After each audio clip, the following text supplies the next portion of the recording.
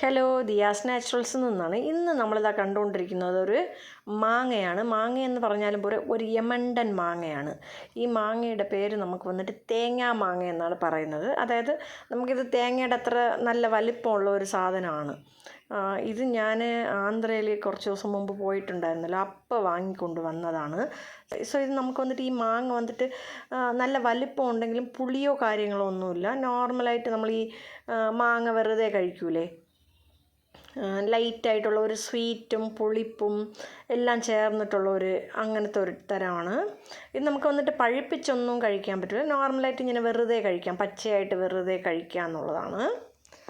So ഇത് ഞാൻ ആദ്യമായിട്ടാണ് കഴിച്ചപ്പോൾ എനിക്ക് ഇഷ്ടപ്പെട്ടു. 2 എണ്ണമാണ് വാങ്ങിക്കൊണ്ട് വന്നത്. പക്ഷേ ഇനി 2 എണ്ണം കൂടി വാങ്ങിക്കൊണ്ട് വന്നിരുന്നെങ്കിൽ മതിയായിരുന്നു എന്ന് ഞാനിത് കഴിച്ചപ്പം ആലോചിച്ചു. നിങ്ങൾ ആരെങ്കിലും ഈ മാങ്ങ കഴിച്ചിട്ടുണ്ടെങ്കിൽ കമൻറ്റ് ചെയ്യാൻ മറക്കല്ലേ. അത്രയേ ഉള്ളൂ ഇന്നത്തെ വീഡിയോ. താങ്ക്